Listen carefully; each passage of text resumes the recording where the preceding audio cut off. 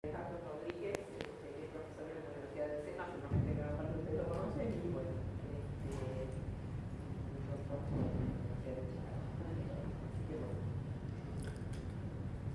Bueno, muchas gracias. Primero quería agradecerle a Andy y a Laura que me invitaron a presentar este paper sin saber cuál era el título del paper, y mucho más agradecido que me hayan sostenido la invitación incluso después de saber cuál era el título del paper. Vamos a estar hablando del tema del déficit cuasi fiscal, su financiamiento y la inflación, y pongo la palabra hiper ahí entre paréntesis porque, bueno, primero tendríamos que ver bien qué es exactamente hiperinflación, a partir de cuánto lo llamaríamos, calificaría una inflación como una hiper, pero lo cierto es que vamos a ver por lo menos un modelo teórico que puede generar muy altas tasas de inflación en situaciones donde realmente no sería necesario que las haya. Bien, vamos a ver más en detalle qué significa eso exactamente.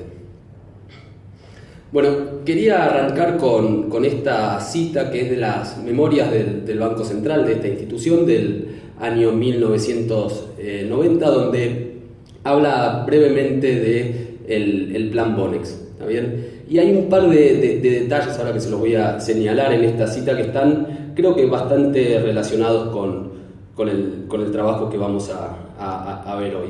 Con esto, primero déjenme aclarar algo, no estoy a favor de un plan Bonex, pero veamos qué es lo que describe el Banco Central en sus memorias de aquel evento. El plan Bonex consistió en un canje compulsivo de plazos fijos y títulos públicos por Bonex 89, eran bonos en dólares. El objetivo perseguido con la medida era la eliminación de los pasivos monetarios remunerados, encajes, depósitos indisponibles y depósitos especiales, para erradicar de esa manera el déficit cuasi fiscal. En ese es un punto que me parece interesante de la cita. Y el siguiente punto, el final, me parece también muy interesante. Vamos a ver que dice: debe tenerse en cuenta que no buscaba licuar las acreencias de los bancos con el Banco Central, sino elevar el plazo promedio para retomar el control de la oferta monetaria. ¿Está bien? Ese me parece que es un punto central del trabajo que vamos a estar viendo hoy. Y sin embargo vamos a ver que en realidad no es el plazo promedio, o sea, no es la duración de la deuda realmente lo que importa, sino básicamente cada cuánto reoptimiza el Banco Central. Bueno, como todos sabemos, hay veces donde los bancos centrales se meten en actividades que no necesariamente son sus verdaderas funciones, y estas actividades cuasi fiscales, Blecher las describe bastante bien en el paper del 91. Estas operaciones muchas veces terminan saliendo mal o generando pérdidas. ¿Está bien? Cuando se generan esas pérdidas, ese resultado cuasi fiscal deficitario, el Banco Central tiene que salir a emitir para cubrir ese saldo. Puede emitir directamente los pesos, o puede emitir los pesos y después esterilizarlos, retirarlos con deuda, lo cual genera después otra fuente de déficit cuasi fiscal, que sería el pago de los intereses sobre esa deuda. ¿Bien? Un ejemplo de esto podría ser, si quieren, el pago de los contratos a futuros que dejaron de la administración anterior. O sea, son actividades que no están vinculadas necesariamente con el normal funcionamiento del Banco Central. ¿Está bien? La apuesta salió mal, el dólar subió y hubo que salir a imprimir los pesos, y después esos pesos en realidad fueron retirados utilizando en este caso Levax. Bueno, si el Banco Central emite deuda y también decide capaz remunerar los encajes, ¿por qué? Porque muchas veces lo que hacen es subir mucho la tasa de encaje para contraer la cantidad de dinero, pero eso termina teniendo un impacto negativo en el sistema bancario. Entonces lo que dicen: bueno, te pongo los encajes altos, pero después te empiezo a pagar intereses sobre los encajes. ¿Bien? Bueno, ahí es cuando se genera esta nueva fuente de déficit cuasi fiscal, que son los intereses sobre esos pasivos remunerados. Almanzi y Rodríguez 93 muestran cómo los déficits cuasi fiscales fueron muy importantes en las hiperinflaciones en la Argentina en el 89 y en el 90. Bien, la explicación más tradicional, si quieren, de por qué un déficit cuasi fiscal se puede transformar en un fenómeno hiperinflacionario es simplemente que hay una curva de Laffer, ¿bien? Y estás tratando de financiar un déficit que está por encima de lo que te permite el máximo de la curva de Laffer. Con impuesto inflacionario no llegás a cubrir ese déficit y terminás en una hiperinflación. ¿Bien? Bueno, nosotros vamos a plantear un escenario, un modelo, donde no existe tal curva de Laffer y sin embargo terminamos con la posibilidad de tener una inflación muy alta. ¿Bien? ¿Qué es este modelo? Es simplemente un modelo de optimización donde el Banco Central tiene que financiar una deuda, ¿está bien? Y su único activo que tiene disponible es la maquinita, o sea, imprimir billetes. La decisión que va a tener que tomar este Banco Central básicamente es decidir, bueno, ¿cuándo tengo inflación? ¿Tengo inflación hoy porque emito mucho hoy para pagar la deuda? ¿O decido ir pagando la deuda más lentamente y eso significa que voy a tener más inflación en el futuro? Es un poco el argumento de Sargent y Wallace. Está muy relacionado este paper con la literatura de Optimal Taxation, ¿bien? El paper clásico de Stock y Lucas de 1983, un paper de Nicolini de 1998, me parece que es el que está más emparentado con el modelo que les voy a presentar hoy. Un paper de Álvarez, Quijo y Neumeyer de 2004, es econométrica, si no me equivoco, Andy, ¿no? El paper está muy relacionado también con este tema y menciono uno solo, pero la verdad que Parson y Svensson tienen, no sé, una biblioteca de trabajos escritos sobre este tema.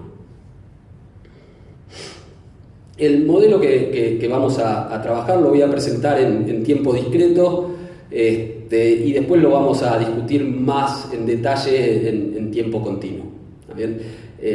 Se presta más fácil la matemática en tiempo continuo que en tiempo discreto, pero lo cierto es que estos modelos a veces en tiempo continuo es medio sucio lo que uno está haciendo. ¿Está bien? Principalmente ¿por qué? Porque hay variables acá que en realidad sí pueden pegar saltos, que serían variables de estado, y en tiempo continuo no las dejas pegar saltos, pero en tiempo discreto naturalmente todas las variables saltan. ¿Está bien? Entonces vamos a presentar el modelo en tiempo discreto, después les voy a mostrar simulaciones de este modelo, en realidad las soluciones bajo distintos arreglos institucionales, y vamos a ir viendo cómo cambia la solución a medida que el modelo de tiempo discreto lo hacemos converger al modelo de tiempo continuo, básicamente acortando el periodo de tiempo. ¿Está bien? Entonces, tenemos un banco central que empieza en un momento dado del tiempo con pasivos monetarios que los llamamos LT-1. ¿Bien? En el momento T vos heredás una cantidad de pasivos monetarios del periodo anterior. Esos pasivos monetarios son la suma de la base monetaria que heredás del periodo anterior, MT-1, y la deuda que heredaste del periodo anterior también, DT-1. ¿Bien? Estos son bonos, si quieren, cupón cero que vencen todos los periodos. Ahora, este Banco Central, como ya dijimos, no tiene activos. No tiene la posibilidad de tener un activo que le genere ingresos o un activo que pueda vender para salir a rescatar estos pasivos monetarios. Si quieren, después podemos discutir un poco cómo sería el equilibrio si le permitimos al Banco Central arrancar con una posición de activos que pueda cambiar por esta deuda. ¿Está bien? Vamos a suponer que el Banco Central también le tiene que transferir alguna cantidad de pesos al Tesoro, esa cantidad la llamamos GT, y la tasa de interés la vamos a definir como IT, por lo tanto el precio de un bono de estos bonos cupón cero que vence dentro de un periodo sería QT, que sería 1 dividido 1 más la tasa de interés. Suponemos que la tasa de interés real va a estar constante, también la vamos a llamar R. Por lo tanto, la tasa nominal de interés va a estar dada por la ecuación de Fisher, que la tenemos ahí expresada como 1 más la tasa nominal es igual a 1 más la tasa real por 1 más la tasa de inflación esperada entre el periodo T y el periodo T más 1. ¿Está bien? Utilizando la restricción presupuestaria para el Banco Central, que tenemos ahí expresada como los pasivos monetarios más la transferencia que le tenés que hacer al Tesoro, es igual a la base monetaria que vas a dejar para el final del periodo, más el valor de la deuda que podés colocar en este periodo, que es dt sobre 1 más la tasa de interés. ¿Está bien? Vamos a suponer un mercado de dinero bastante simple. ¿Está bien? Vamos a suponer que hay una oferta completamente inelástica con respecto a la tasa de interés, una demanda completamente inelástica con respecto a la tasa de interés de dinero. Vamos a permitir que esa demanda de dinero crezca a una tasa alfa, pero simplemente piensen como la cantidad real de dinero demandada, M sobre P, es igual a una variable real M chiquita, y lo podemos ajustar por un factor de crecimiento en el tiempo. ¿Está bien? Las transferencias que el Banco Central le tiene que hacer al Tesoro, vamos a suponer que son una proporción de la oferta de dinero.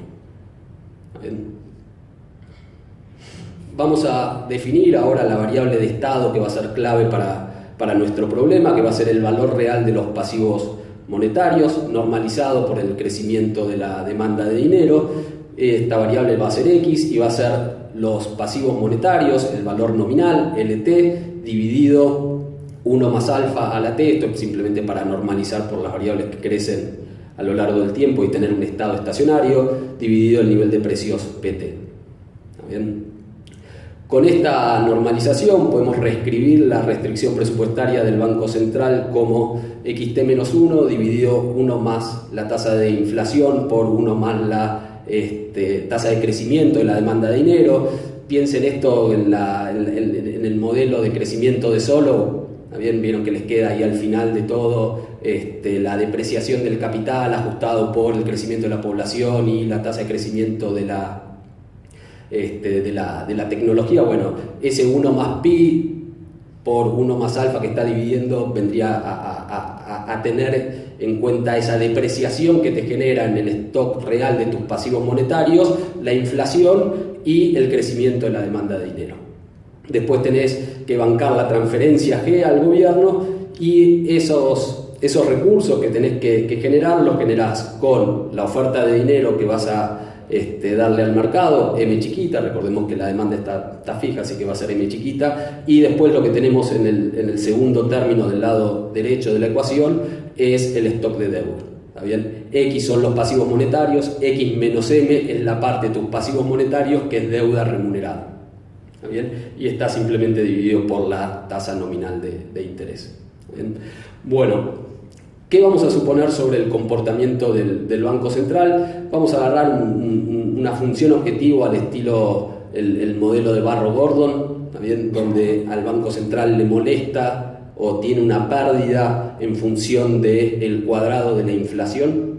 ¿Está bien? Y bueno, lo vamos a agarrar, lo vamos a sumar, lo vamos a descontar entre el periodo 0 e infinito. ¿Está bien? Entonces la función C es la función de pérdida para el Banco Central. Al Banco Central le gustaría minimizar esa pérdida.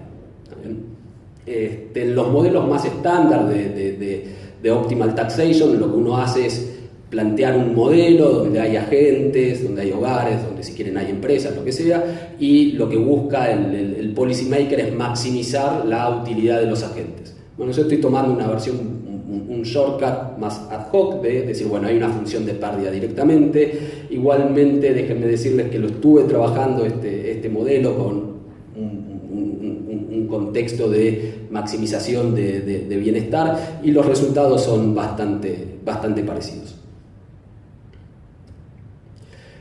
Vamos a plantear ahora la solución con compromiso. O sea, vamos a tener un problema de inconsistencia temporal, como en la mayoría de los modelos donde tenemos dinero y política monetaria, y la situación con compromiso es esta, donde el Banco Central agarra y anuncia un sendero de inflación y después se tiene que apegar a ese sendero. ¿Está bien? No lo vamos a dejar al Banco Central reoptimizar todos los periodos. ¿Está bien? Optimiza en el periodo 0 y listo.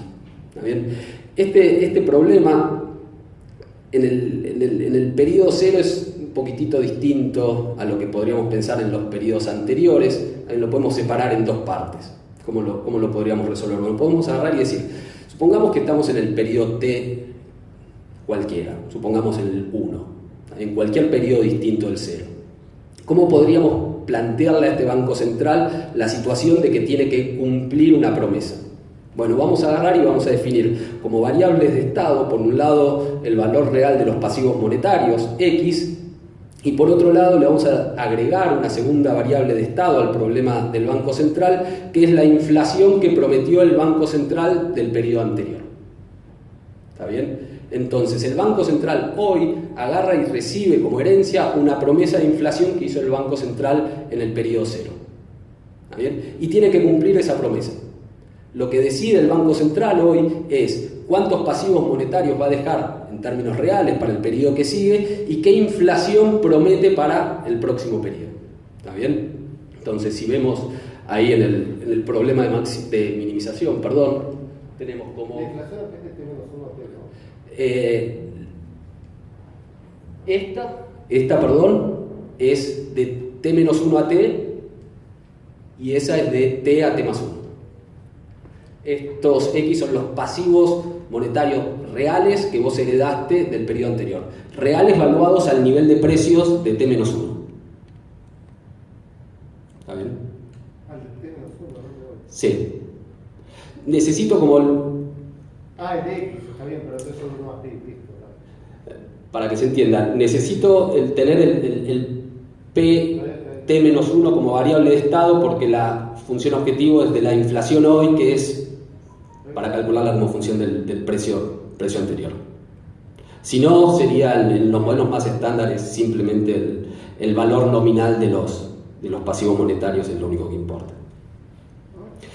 Bueno, entonces el Banco Central hoy toma como una variable de estado la promesa que hizo el Banco Central ayer y tiene que prometer una inflación para el periodo que viene, que va a ser un estado para el Banco Central el próximo periodo. Entonces, para todos los periodos mayores que cero, este C sombrerito sería la función de pérdida del Banco Central. Ese es su problema, elegir cuántos pasivos y cuánta inflación promete para el próximo periodo. Minimiza su función de costo sujeto a la restricción presupuestaria. Ahora, para el periodo cero, el problema es un poquitito distinto porque en el periodo cero el Banco Central no tiene que cumplir ninguna promesa. ¿Bien? Entonces puede elegir tanto la inflación que va a prometer para el próximo periodo como la inflación que nos va a entregar hoy.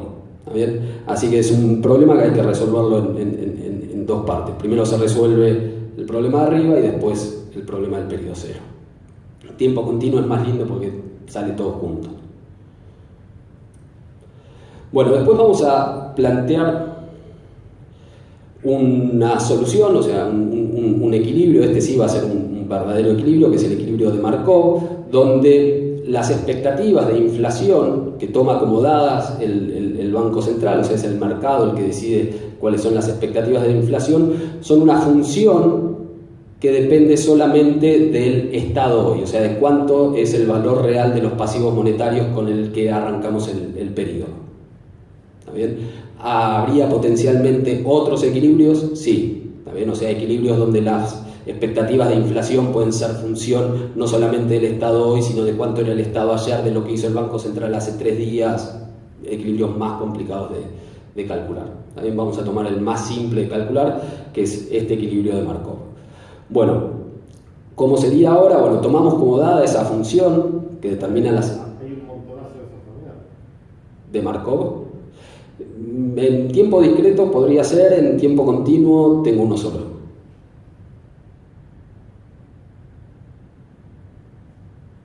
Tiempo discreto, te lo admito, como lo resolví simplemente numéricamente, nada garantiza que el que encontré es el único.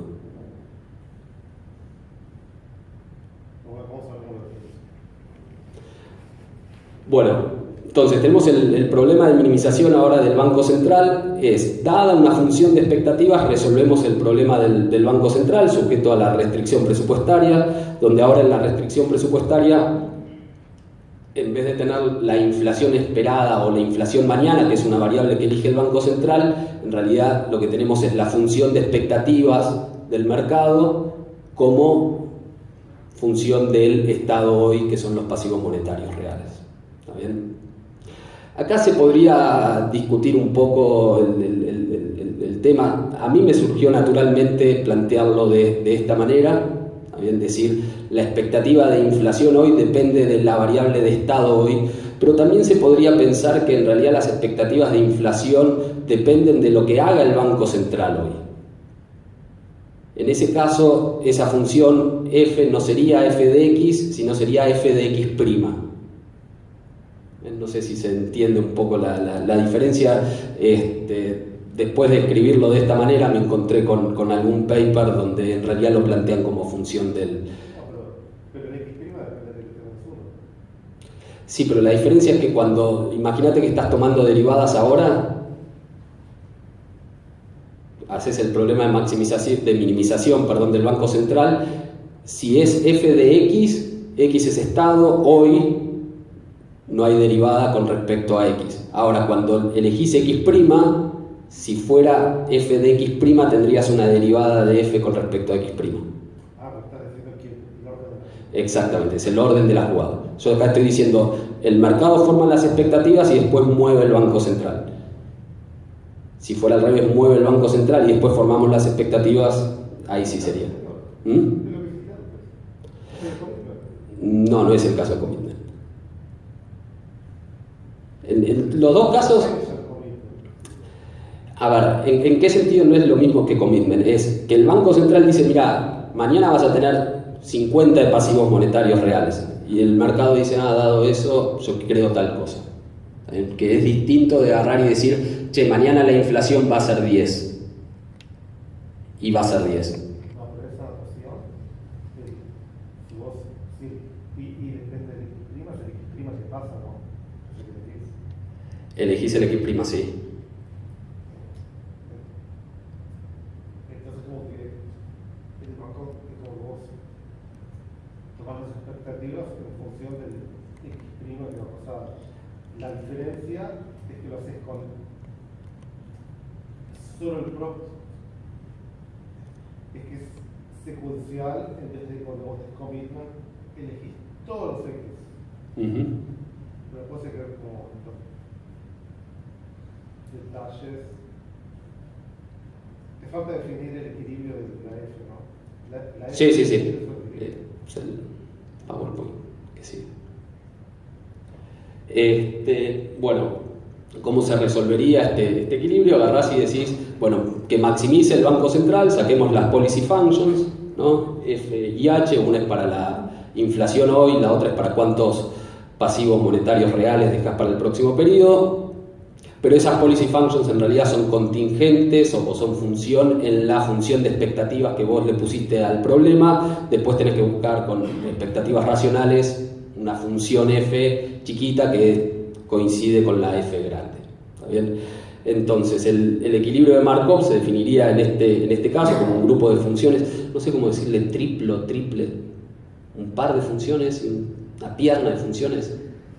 Una pierna de funciones f de x como función de f, también h de x también dado f, y una f chiquita de x, tal que dado f de x,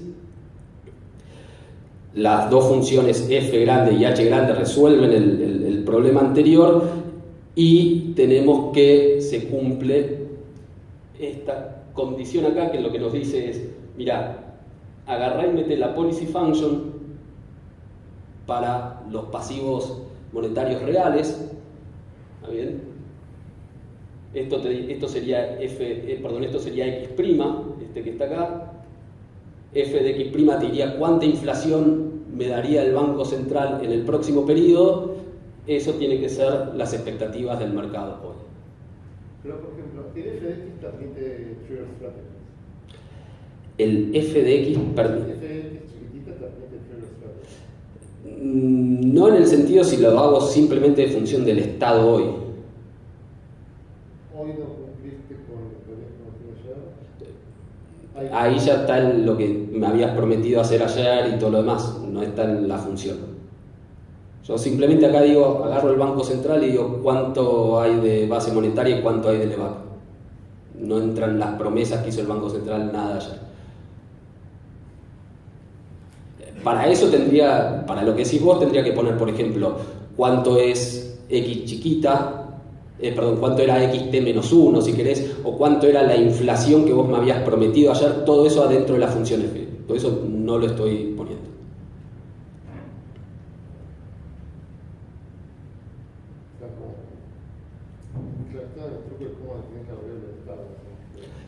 A ver, en los modelos en realidad uno podría decir toda la historia es parte del Estado. No, está bien, pero puedes usar el marco y poner, aún cuando sea marco, puedes poner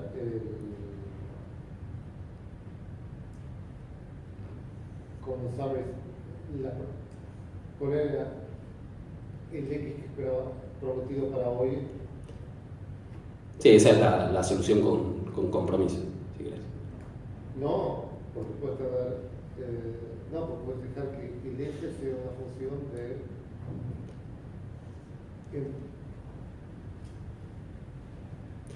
A ver, vos lo que estás planteando es ir a lo que sería la Best Sustainable Allocation, por ejemplo. Claro, para pensar como un equilibrio. No, seguro, eso sería otra solución más.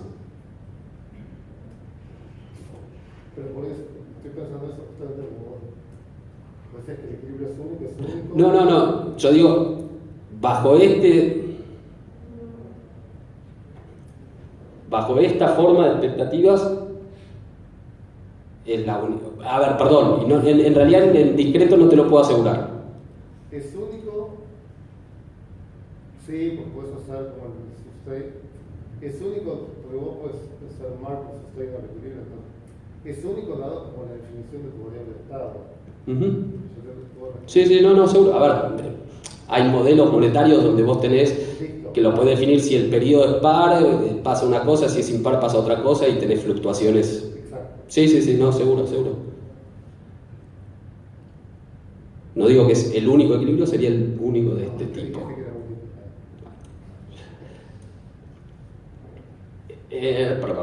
Perdón, bueno, y esa sería la definición.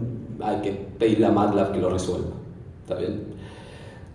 Vamos a ver ahora otra solución, y yo le pongo equilibrio entre comillas, pseudo equilibrio, cuasi equilibrio, algo por ahí lo podríamos llegar a llamar. ¿Está bien? No es un equilibrio en el sentido estricto de la palabra. ¿Está bien? ¿Por qué no es un equilibrio en el sentido estricto de la palabra? Esto sería, imagínense que ustedes tienen un juego secuencial, ¿no? que se va abriendo en un árbol, ¿está bien? de jugadas a lo largo del tiempo. ¿Está bien? Básicamente lo que yo voy a agarrar y voy a decir, en ese árbol imaginario que hay en este juego, mantengamos las expectativas de los agentes siempre iguales. ¿Está bien? Pongamos unas expectativas fijas, resolvamos cuál es el juego y después encontremos las expectativas que son consistentes con la solución del juego, pero solo con el sendero que se termina realizando, no con todos los senderos alternativos que se podrían haber jugado. ¿Está bien? Pero igual es interesante, y yo lo llamo algo como con metas de inflación. ¿Bien? Este sería un equilibrio donde ahora vamos a agarrar y vamos a decir la tasa de inflación esperada para el periodo T+1 no depende de lo que pase realmente entre el periodo 0 y el periodo T, que se estarían formando esas expectativas, sino que va a ser simplemente una función del tiempo y de lo que era la variable de estado en el momento inicial. ¿Está bien? Y en realidad ahí le pifié, tendría que ser x-1, no x0. ¿Está bien? Entonces esto sería una situación donde agarra el Banco Central y dice: el año que viene la inflación va a ser 17%, el otro año va a ser 12% y después va a ser 5%. ¿Está bien? Y de ahí se va a quedar en 5 si quieren para siempre. ¿Está bien? Es una especie de equilibrio en el sentido de que si nosotros el mercado le creemos al Banco Central que va a hacer eso, el Banco Central optimiza y le da que lo óptimo para él es hacer 17, 12, 5. ¿Está bien? Es óptimo, pero no está teniendo en cuenta la posibilidad de que si el Banco Central se llega a desviar, entonces nosotros posiblemente ajustemos nuestras expectativas. ¿Bien? Acá en este pseudo equilibrio, el Banco Central, cuando evalúa desviarse, las expectativas del mercado siguen siendo 17, 12, 5.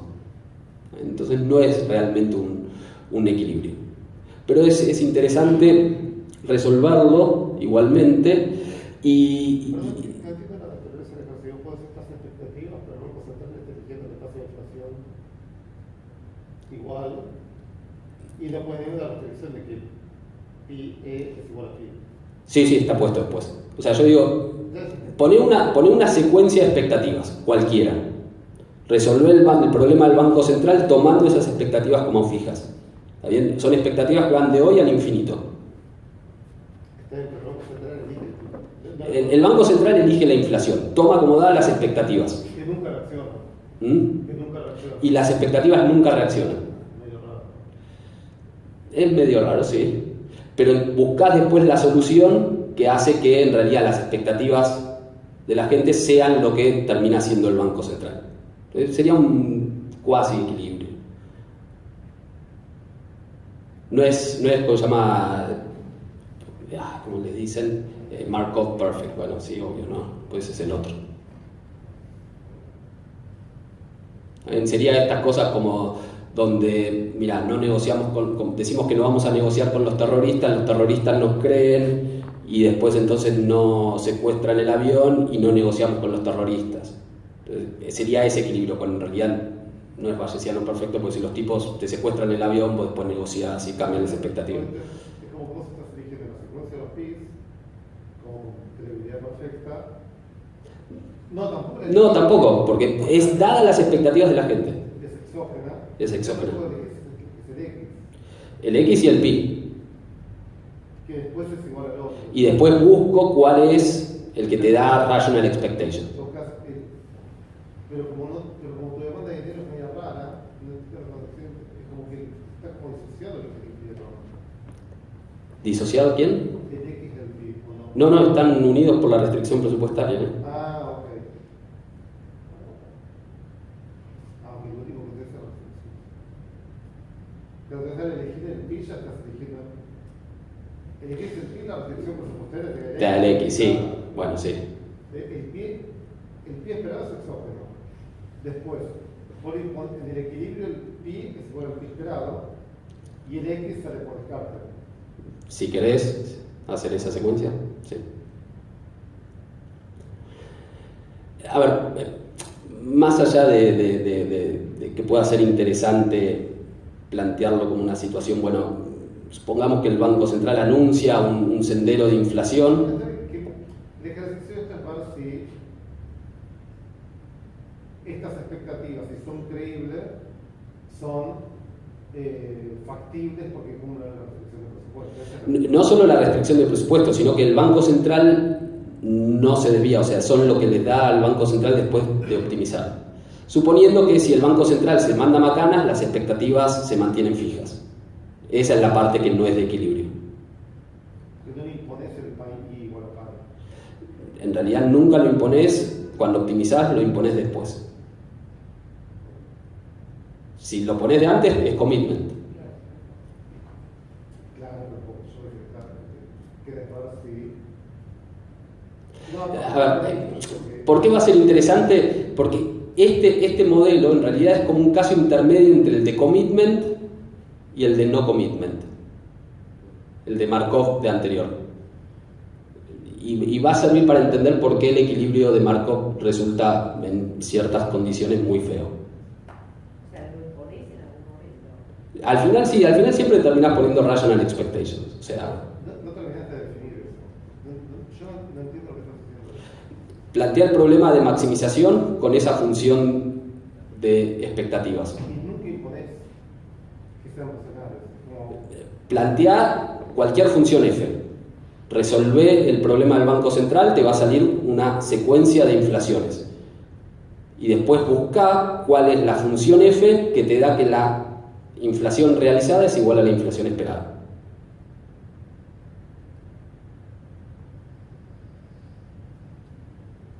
Es relativamente estándar de nuevo, pero no es un equilibrio.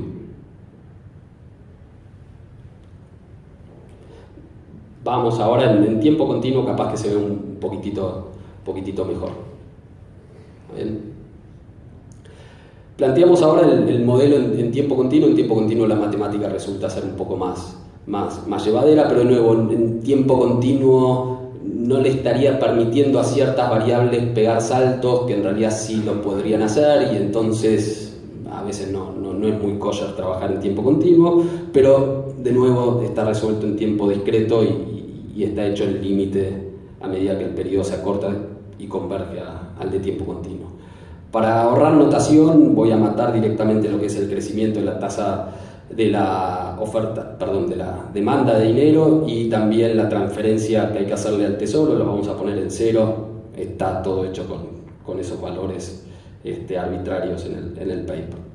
La restricción presupuestaria ahora queda como la variación en los pasivos monetarios reales, es la tasa real de interés más la tasa de inflación esperada menos la tasa de inflación realizada por la deuda, ¿bien?, menos lo que recaudás de impuesto inflacionario, que es pi por m. La demanda de dinero, perdón, es fija, así que no hay mucho más ahí. Si no, habría que ponerle alguna función de la tasa de inflación o lo que sea.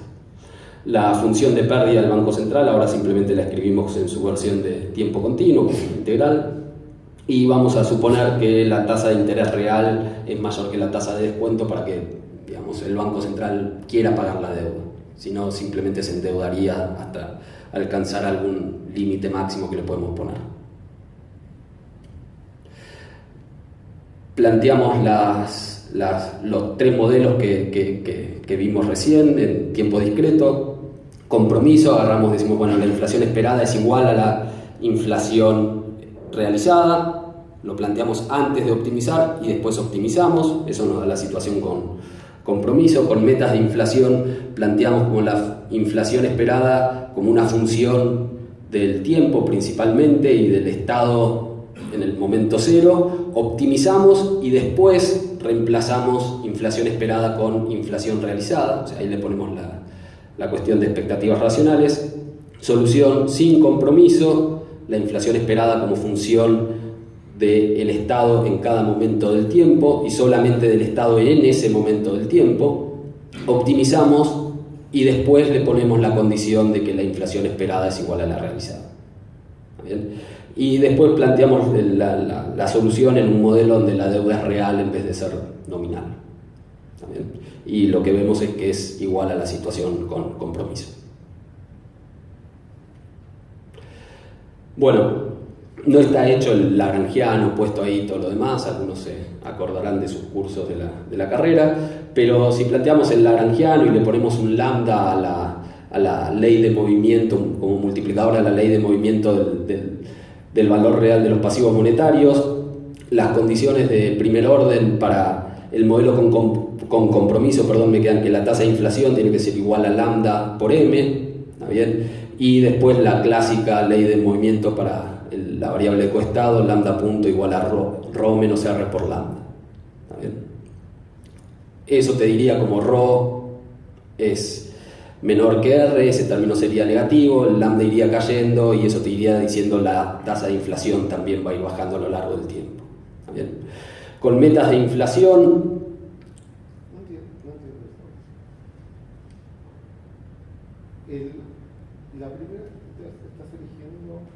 la primera es la derivada del hamiltoniano con respecto a pi. ¿Sí está minimizando la función cóncava? Convexa. Bueno, ojo.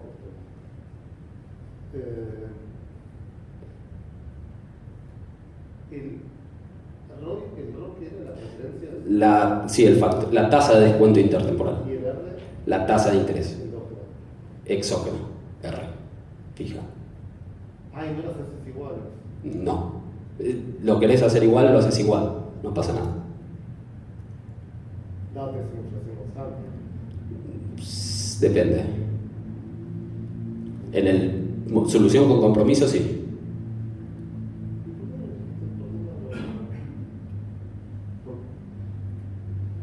¿Por qué elegís la solución que no es una solución?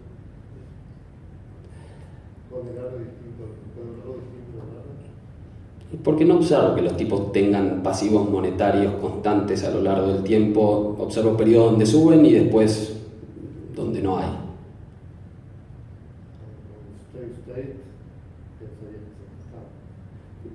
Sí, a ver, pasivos monetarios sí va a haber constantes y van a ser igual a la cantidad de dinero. Lo que no observo es que tengan mucha deuda sostenidamente a lo largo del tiempo los bancos centrales.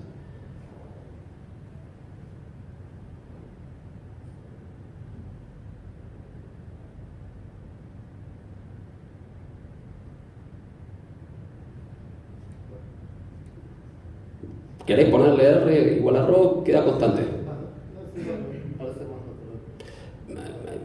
Sí, a ver, es más, si planteas un modelo en realidad de maximización de utilidad, te va a terminar quedando que R es igual a ρ, sí.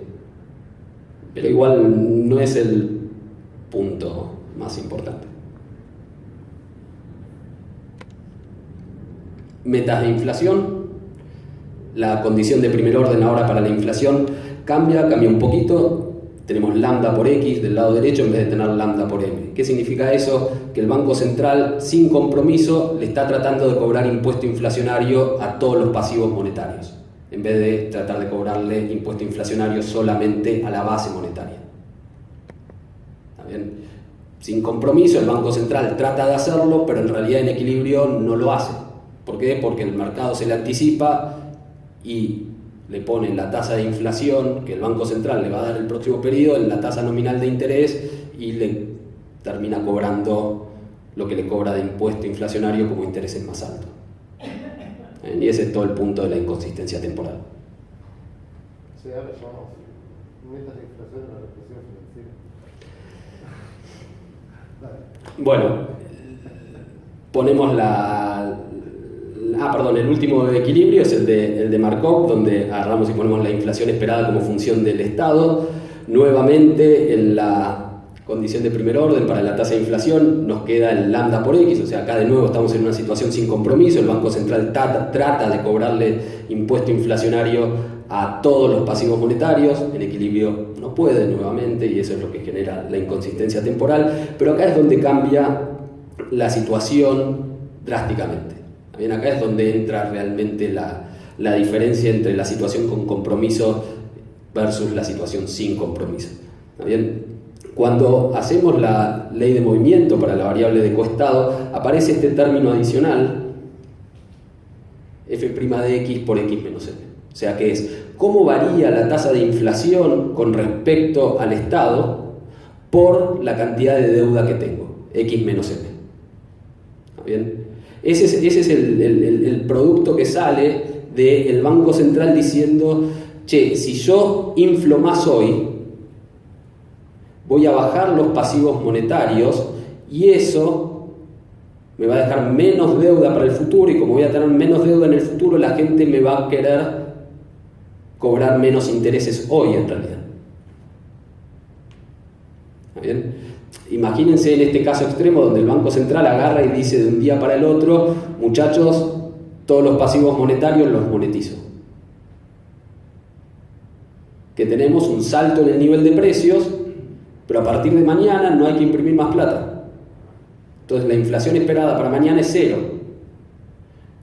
Entonces el Banco Central acá tiene un incentivo adicional para inflar hoy, que es, si yo inflo mucho hoy, bajo el nivel de deuda, menos deuda significa menos intereses que tengo que pagar en el futuro, menos intereses es menos inflación en el futuro, y eso ya me afecta a las expectativas de inflación hoy.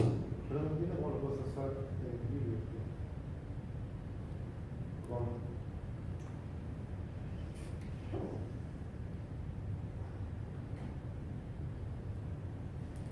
Porque esto ya, después del periodo cero, la gente te lo va anticipando. Podría habértelo anticipado en el -1 también, si querés. Bueno, está bien, pero el -1 ya pasó. Entonces, pero para adelante, no entiendo cómo puedes explotar. No termina siendo cómo podés explotar, sino que vos tenés los incentivos para intentar explotarlo. Después, si lo terminás explotando en equilibrio o no, es otro tema. O sea, de nuevo, acá los tipos tratan de cobrarle impuesto a toda la base, a todos los pasivos monetarios. No pueden hacerlo en equilibrio, pero tratan de hacerlo igual. Y ahí es cuando nos reventamos contra la pared. No, pero entonces los anticipa desde pagas el costo de la función objetivo, ¿no? ¿Sí? Entonces cuando yo estoy optimizando y tengo en cuenta que cuando estoy haciendo el Ramsey con este equilibrio, no lo voy a hacer. El Ramsey sería en realidad el de arriba. El de abajo es el feo. Okay. Bueno, entonces aparece ese término ahí. ¿Qué es lo que hace, termina siendo ese término adicional? Bueno, fíjense una cosa. Más pasivos monetarios es más inflación. ¿Está bien? Entonces, F' es positivo. ¿Está bien? F era la función de expectativas como función de la variable estado. Entonces, más pasivos monetarios, más inflación, F' positivo. Después está multiplicado por X menos M. Estamos en la situación donde tenemos deuda. Como tenemos deuda, pasivos monetarios es mayor que base monetaria. Entonces, ese otro término también es positivo. O sea, ese producto ahí es positivo. Y fíjense que entra restando. Que entra restando es exactamente igual que tener una tasa de interés real más alta. Cuanto más alta es la tasa real de interés, ¿qué es lo que querés hacer vos con tu deuda? Pagarla más rápido. Querés un smoothing, no la querés pagar instantáneamente, pero te la querés sacar de encima lo más rápido posible. ¿Bien? Ese efecto no está en el primer caso, en el segundo caso, y en el primero tampoco. ¿Está bien? Y fíjense que no es simplemente le tratás de cobrar a toda la base monetaria. Ese término es el que va a jorobar todo. ¿Está bien? En el segundo modelo, que no es un equilibrio realmente, yo justamente estoy cerrando ese canal. No lo dejo al Banco Central afectar las expectativas vía el control.